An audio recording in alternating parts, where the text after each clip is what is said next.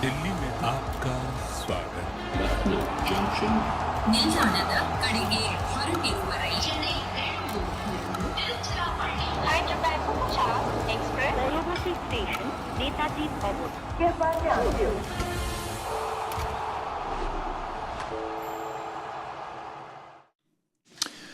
Hello and welcome. You're watching Voltas presents Cricbuzz Live. I'm Gaurav Kapur. I'm joined today by the legendary Adam Gilchrist. Yay! Thank you. Thank you. I know where this is leading.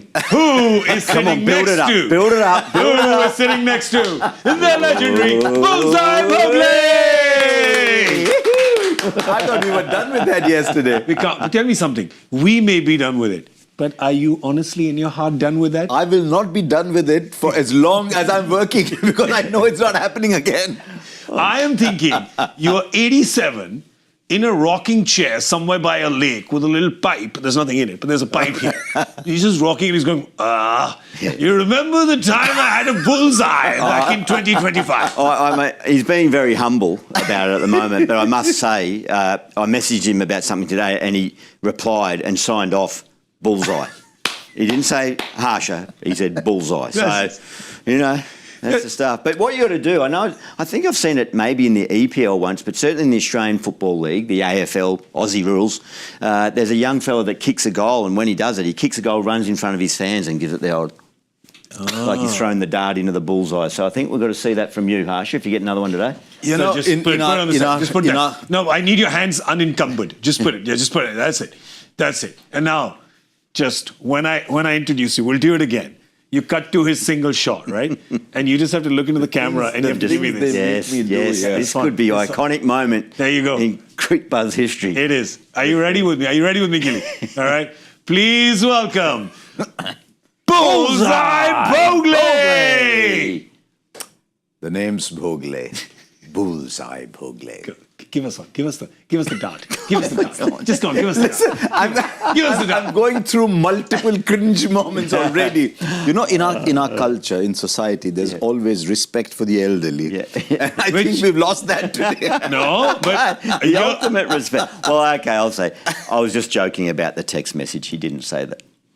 see, now he's giving you fake respect because we know you did. Because he did it to me. It just had a dartboard with the arrow in it. It didn't say anything. But but you're like younger than all of us. This I'm is just a saying. proper concerted campaign. How long have you two planned this? It took us about an hour today in the morning. We had a Zoom call and we decided to plan all of this. Well, I'll tell you, I'm hoping that these two teams have done a bit of planning today because they need the win. They both need the win. Well, one wants the win and one needs. Is that fair to say, Gilly? Yeah. One needs the win and the other wants the win. Yeah, and it's not even desperation stakes if Delhi don't, but they'll be on notice. It'll make it really hard. But Punjab, they're at number 3. Simple fact is, if they get the 2 points, they qualify.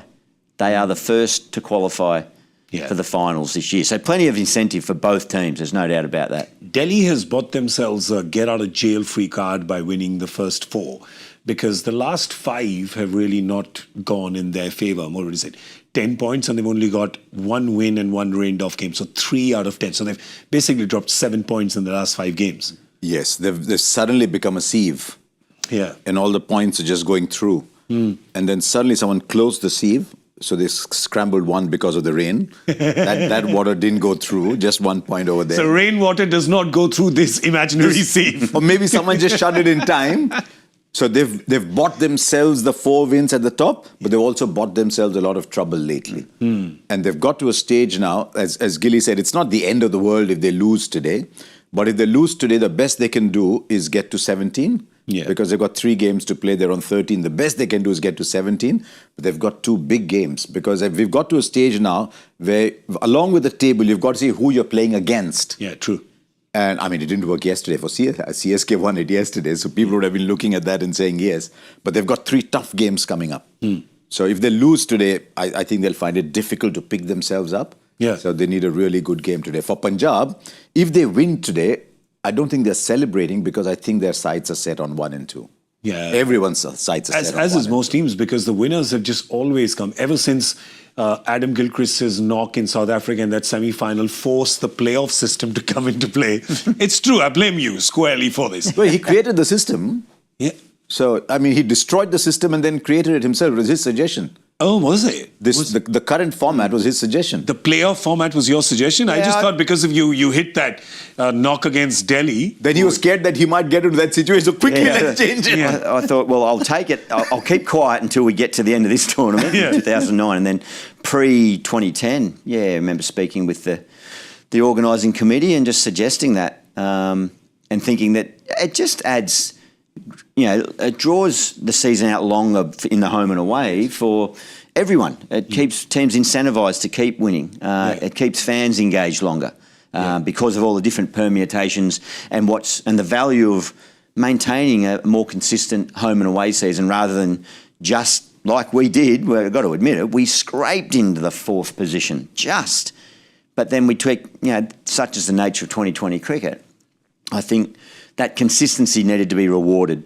Didn't guarantee that the top team or the second team get to the big final, the big dance, but it certainly gives them a chance if they have one slip up. If they then go and lose the next game, they've lost two in a row, and that's not being consistent. Yeah, I remember that because that was 2009, and that was the semi-final that the Delhi Daredevils at the time played against your team, the Deccan Chargers, and they had won 11 out of the 14 or 10? Yeah, 11, I think. Something, they were on a hot streak. They were just... I reckon it was 11. They were hot. Yeah, so they had won 11. They were just destroying everyone, and this happened. I like your suggestion for these playoffs to happen. Yes, of course, the teams get rewarded for finishing 1 and 2, but also most importantly, because it's given us a game that is called the Eliminator. Love it. I love a game. How would Schwarzenegger say it? Yeah, we are now playing the Eliminator. It's pretty good. I just feel like the team getting to go home after losing is too mild. I think maybe there should be a slight harsher end for the team that loses. The Eliminator. Well, I'll just tell you the toss has not happened right now, just in case you think that in all of this, I forgot to tell you about it. No, I'm a professional. It's covered right now. The ground is, the pitch is covered. The ground is covered in Dharamshala. We've had there's just too much rain happening this week. Yeah, rain in Mumbai so much. Yeah. Today's been a beautiful afternoon in Mumbai. It's almost been Scottish. It's been mildly Scottish. No rain. Yeah, a beautiful weather here. But it's raining. It rained in Bangalore. It's rained here. It rained in Hyderabad.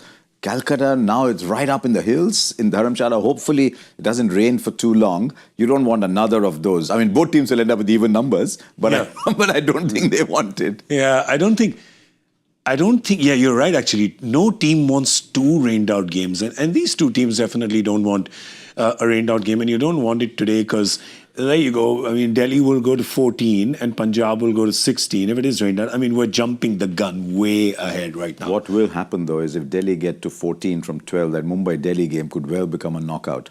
But we predicted this last night that may become a knockout because let's just presume, since we're doing permutations and combinations, if Delhi wins today, then Punjab, Mumbai and Delhi have all played 12 games and they would be, Punjab and Delhi would be on 15 and Mumbai actually gets edged out of the top 4 today then. If there's points shared, you're saying if it rains, is that what you're saying? Or if it wins, if Delhi wins. If Delhi wins, yes. Yeah, if Delhi wins, they go to 15. Mumbai Punjab is at 15 and Mumbai then become 5th position with 14 points. And then they'll keep thinking about that run out again, which would have produced a super over and given them a chance. You mean Hardik of the last ball? Or the couple of days ago? Or the 1 minute shot with the rain. Suddenly, when you get to that stage, you start thinking, what if? You know, the ifs and buts are so many. I'm just tiny little margins. If ifs and, what did Sherry say? If ifs and buts were pots and pans, I would be my a tinker? Somebody would be a tinker? My auntie would be my uncle? No. That's something to do with that. I remember the Hindi one, कि मेरी चाची की मूछें होती तो वो मेरे चाचा कहलाते. Which means that if my aunt had a mustache, she would be my uncle. Which... in today's day and age does not make sense. He's obviously not gone to the circus and seen the bearded lady. No. Right? He has not. No. I have to take Sherry out a little bit more and show him the way. But let's talk about one thing that I want to, since you brought up the run out, the one thing I definitely want to talk about is what's going on with all the dropped catches, man. I mean, I'm just, Are the hands buttery? Is the ball dipped in grease? I don't know what's going on, because we've got a question on Cricbuzz Live, and one of our viewers has sent this question in because this is something that is on everybody's mind, I feel. It's Ivan Paul who sent this question. The game is becoming batter friendly. It has a lot to do with spilling chances in the field. Yeah, well, fair enough. Don't think I've seen so many chances being dropped in a season ever. Any reason why there's a consistent drop in efficiency? First up, Ivan, what you've said about you think is actually confirmed, because when you see the number, it is the highest number of catches that has been dropped at this stage. Well, there you go, Harsha. The kind of the efficiency of the catching has just been poor, of the runouts as well. And I know that you were geeking out a little bit on how the percentage of the runout has been calculated. So please enlighten us. I'll tell you, 64% runouts. It means that out 100 times you throw the ball, 64 times you're getting a runout. The batters are not leaving their crease. Yeah. That is a ridiculous percentage, 64%. And look where it's come to, 10%. So it means this year, you can just keep strolling around and no one's hitting the stumps. Yeah. Except that Sunil Narayan tried it yesterday and Dhoni was too sharp. That's true. But the only thing I'd like to see in those catching numbers is if we could just see if it's more inexperienced players who are dropping more catches. If it's the people who've come out, more people who've come out of the little leagues straight into the IPL, are they dropping more catches? Have they not gone through the rigor of teams being very strict with their fielding practice? That's one factor I'd like to look at. Or are teams just not practicing enough?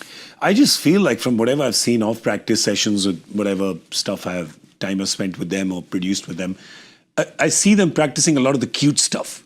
The cute stuff is being done where the tandem catching on the boundary, falling out, throwing it back in.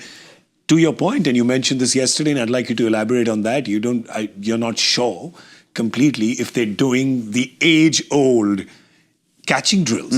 Yeah, there's a few things that I'll comment on there. I'm thinking about your point, Harsha, which is a good one, an interesting one, these young players coming in. I know for Suryavanshi, I mean, I coach my son's under-12s, under-13s team, and we're still got him in a circle just hitting one catch to all of them. That's about the extent of it. So he's come out of a very small sample size of high-level practice drills, but I'm not sure whether, I think in the modern game, teams don't train together as a unit as much as previous generations. And I've got no idea if this is a reason for these stats, and I'm not criticising it, just saying it's a different landscape now. It's a much more individualised preparation. And it's not just for T20 cricket, Test cricket as well. But by the end of my time in the game, certainly for Australia, Matthew Hayden didn't bat in the nets. He would bat in the nets, but he would face a ball machine. He didn't want to face bowlers. He felt like he laid the foundation in his cricketing life for so long that he just needed to really fine-tune little things that he was going to be able to do better with a ball that he could control. So you have someone on the ball machine, cover drives for a while, then short balls. And it was really fine-tuning the motor. That's what it was. He didn't need the volume of balls from all different lengths and rising up and ducking. And he just wanted to tweak the engine a tiny little bit, and he could control that in a controlled environment. So that's one batter that's now not in your group that you traditionally had around the nets all the time. He'd hit his balls and then he'd go and he'd spend some time doing some fielding and then disappear. So I think that method, and again, that worked beautifully for Matthew Hayden, I think that then has filtered into the game. So a lot of the intense fielding drills that you used to do together as a group, high pressure, under the scrutiny of your teammates and your coaching group, I'm not sure that that's being carried out as much anymore, and maybe that then filters into slightly less impressive numbers and success rate in games. No doubt about it, the work on the boundaries is exceptional. It's something we could only ever have dreamt of, and even the best fielders. But the other point I'll make about, look at the bottom right corner there. That's an intriguing stat. Yeah. Are we judging them more harshly and putting them down as a stat? I know the late, great mate of mine, Andrew Simons, used to sit in our commentary position in the Big Bash and have a pen and paper and have a plus and minus. If you misfielded, it was a minus, however many runs. But by Andrew Simons' standards, the fielding would have been appalling if he had... The misfield stats. So, but 353, or was it, misfields? Yeah. in this tournament alone. That's the outlier in that whole, and the 10% in that graphic that we had. So, I'm just not sure that the base volume of training gets achieved. Tell us about yours. Yeah, when you guys with the Australia team, you were telling us in the green room about how you guys used to train. So you'd be doing fielding drill with the likes of Ponting and Hayden and Simons, Michael Clark, Mike Hussey, just to name a few there off the top of my head. Just that they would just take it upon themselves to beat the other. So if it's, they're out there in a group and you got Buchanan or someone hitting high balls, they'll sprint and get it and whip it in. I'll be keeping. The throwing would have to be perfect. And then the next guy will go, well, that's the standard. I've got to beat that or maintain. If they didn't, Ponting starts nailing Hayden about the standards, or Roy comes in, Simons comes in and says, what was that? And it's really intense. Yeah. And they'll have a laugh at, or if someone takes a blinding catch, the camaraderie that builds up within a group is contagious. Nice. And that filters across the whole team environment. Yeah. And then you dust yourselves off and you sit down, you warm down together, you stretch, you put the ice packs on and you're having a laugh about it. But there's an unacknowledged but very much a subconscious respect that's been built up with each other. Yeah. Just because the sheer intensity and the fierceness of the session, and you sit down at the end and go, right, we're ready to go. I'll tell you what I've picked up in what he said. Fielding has to be fun. Yeah. If fielding is a chore, nobody does it. Yeah. But if fielding is fun, I remember Azharuddin telling me once, I think he's in my top 3 Indian fielders of all time. And he just nodded his head and said, "Roz 100 catches pakarna padta na? I will not leave the field, even if it's dark, till I've taken 100 catches every day. That's it. 100 catches a day, and then you leave." He said, that's why in a fielding situation in the match, why does it stick for one person and not for the other? Mm-hmm. Why do you hit the stumps and not somebody else? Because if you've hit the stumps 20 times in practice, the 21st, you've got a better chance of hitting it than someone who's not bothered hitting the stumps. Yeah. But fielding has to be fun. Love it. Yeah. And if it's fun, at whatever little level we played, we were never as good as everybody else. So how do you become the most popular player in the team? Yep. It is if you're helping the bowler bowls a ball that's shot wide of off stump, and he's gone, damn, it's gone for 4. You're fielding at point and you cut it off, he becomes your friend because you don't go in the scorecard. Yeah, true. For saving 3, but the bowler's figures get better by 3 fewer runs given away. Yeah. Or you take a blinder, it just comes, caught Gaurav Kapur somewhere. Yeah. But the wicket goes to the bowler. At the end of his career, he's got that 1 wicket more. So the best fielder in the team very often is one of the most popular players in the team because he's doing it for somebody else. It's a very selfless job. Yeah. It's fielding. Without the worst feeling in cricket, for me, personally, dropping a catch. Yeah. Because you've let one guy in particular down, to your point, and 9 others, and then a whole backroom staff. Yeah. I'd take a duck over a drop catch any day. Oh, wow. Yeah, I really would because you've really let a lot of people down with a drop catch. So if that's the standard, and you said you'd be interested to know who the players are, if they're young players. I'd like to know, I'd love to see a team-by-team breakdown of that because I would know Ricky Ponting would be doing drills. Justin Langer would be doing drills with his team, trying to just get that good old-fashioned hard work together to do it. Yeah. But the stats might prove me wrong there, but I guess in that it'd be interesting over a 3-year period about the effect that you can have, not just a one-off tournament. I'll tell you a story about why Adam Gilchrist just said what he did. We are in Adelaide, 2008, a day before a test match, and I'm trying to go around trying to get interviews with people.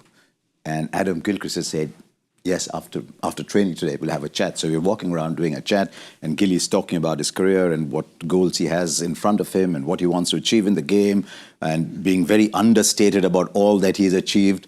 And 3rd day of the test match, he's already talked to me the day before the test match about all that he wants to achieve.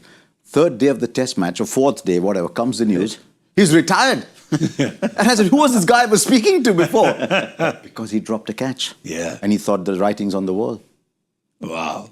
It's a good point, actually. It was a drop catch that gave me clarity. Yeah. That I wasn't up to doing all those things I've just tried to express and what you're acknowledging 100%. On a previous tour in Adelaide, he had taken a catch, and I still remember being on air and I'm saying Adam Gilchrist is giving the seagulls here a complex. Because he's rising up, jumping up, catching balls that he has no business catching. Yeah. And there you go, next game. I guess when you know, you know. Yeah. That's what it is. Well, that's what I never really was sure whether that was going to be the case, but it came like a lightning bolt, and it was a drop catch. Yeah. On the premise that I realised, I watched the replay on the big screen about 40 times. Okay, you've seen the crowd's seen it. You don't need to replay it anymore. But I watched it over and over again, and every time I watched it, I realised I was just a fraction behind where I needed to be. Literally in that catch, but figuratively in my mind about being committed to training 100%. Yeah. Not 99, 100. About being committed to the whole operation. My mind, it's only a tiny percentage, but I've had young kids. I had my wife. I had a few businessy things that I was interested in, and that made me realise that if you're not 100, no longer need to be. Did any of your mates, I'm sure somebody, it was a test match, somebody must have been in the slips. I turned to Haydos and literally said, I'm done. I'm out. And he said, don't be too hard on yourself. It's not the first one you've dropped. I sort of went, come on, mate. Typical Haydos. So that's the humour that we have. But he didn't pay much attention to what I said. He didn't think anything in it. But I literally, and I agree, Harsha, the day before, after that interview, and I was thinking about the West Indies, the next series coming up, and that night after the interview, I was talking to my wife about when they'll fly to the West Indies for their next test match, and 3 more tests in the West Indies was going to get me to 99 tests, and then it would have meant coming here to India and playing 100th possibly, but that was never factored into my decision making. I was never, that wasn't the goal. The goal was to keep playing as best you can, but no. I just want to know, more interestingly on a human level, I just wanted to know how your wife reacted to not going to the West Indies, because I'd be very unhappy. If I was told I'm going to the Caribbean, and then suddenly on day 4, no, we're not going. What? Is that why she was crying when I told her I was retiring? Right, I just put it together now. And you thought, sorry, Mel. It was 2 reasons. One, not going to the Caribbean. B, he's going to be home all the time. Oh, God, yeah. Oh, man. All right, listen. There's tears coming from the sky in Dharamshala, plenty of them. The only thing these 2 teams are catching right now is cups of tea. That's all they have, because the covers are on, the rain is coming down in Dharamshala. So what we're going to do is we're going to wrap up right now, and we'll come back as soon as the toss is done. We don't know when that'll be, but to keep you entertained and keep you on your toes in the meanwhile, still have a joy factor question for you. You do? Okay. Rain or no rain, this dark cloud is always there. Here it is. This bowler, who has represented his country, conceded 25 runs in the very first over he bowled in this league. Interestingly, the batter who scored 24 of those runs is now his teammate. Can you name both? Whoa. So it's an international bowler. First over in the IPL 25. In this tournament. One of those, one of those, 24 of those 25 are scored by a particular batter who's now his teammate. Yeah. Who's now his teammate. Yeah, in the league, not in this edition. Right. Yeah. So it happened in a previous year when they were playing against, and now they're in the same team. Before we disappear, ponder that, I've got one quick question, if I may. Yes, of course. One of the most often asked questions of players is what you do during a rain break, a rain delay. Yes. What happens in the change rooms? How do you spend time? Do you read? Do you watch TV? Do you play cards? Try and get away from Glenn McGrath, who's the biggest pest in the world. I've got a question for you, Harsha. When you're commentating and there's a big rain delay, what do you do to occupy your time? I've got an answer which is from the West Indies for that, but I'll let you go first. Go on. This was in Guyana when we were doing a one-day international, India-West Indies. And there was a rain break, it was 20 minutes, and then we may start in 20 minutes. So it's not one of those where we can just cut to highlights and disappear. It was one of those teasing rains. Yeah, we'll just come. Get a fill. I was on air for close to 3.5 hours. It had become a joke, because what happened is that every 15 minutes, I had Ajay Jadeja, then Ashish Nehra, then Sunil Gavaskar, then Ajay Jadeja, then Ashish Nehra. So it just became, I literally told the producer, I said, can you just give me a bell so I can just go, Doctor will see the next patient now. Doctor will see the next patient now. Were you charging like a lawyer in 15-minute increments? Yes, I should have. See, probably- 3.5 hours. See, unfortunately, me never being box office, you were box office, so they wanted you on camera all the time.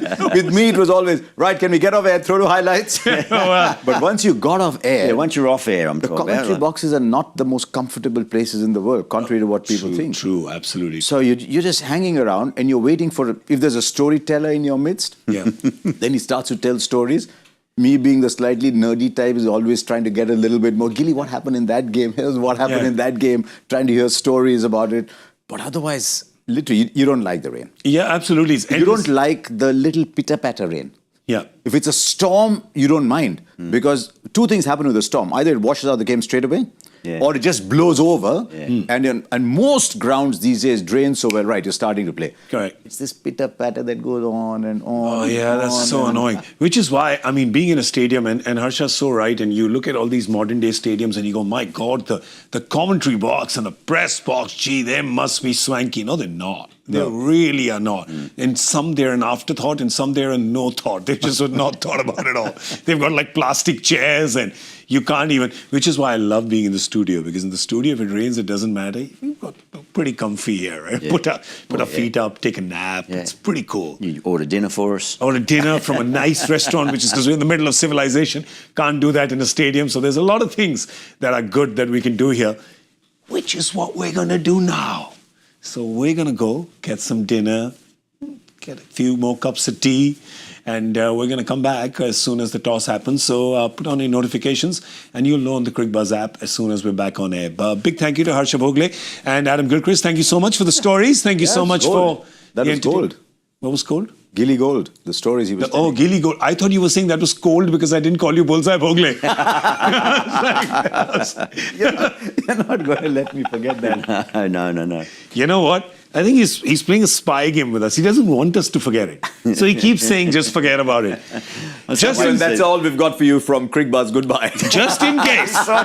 just in case you were not here yesterday, we want to tell you that in the guessing game, Mr. Bhogle, who is a hyperachiever in everything, but there's just one thing that eludes him, which is this guessing game. He got a bullseye yesterday. He's done You know, really I'm well. like those runouts there.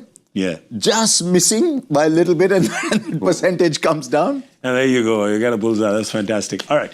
We're out of here. Thank you so much for watching Voltas Presents Cricbuzz Live. I'm Gaurav Kapur. We will see you in just a bit. Let's do a reverse rain dance and pray that it stops in Dharamshala. I really, really want to watch this game. It is definitely box office. See you in a bit.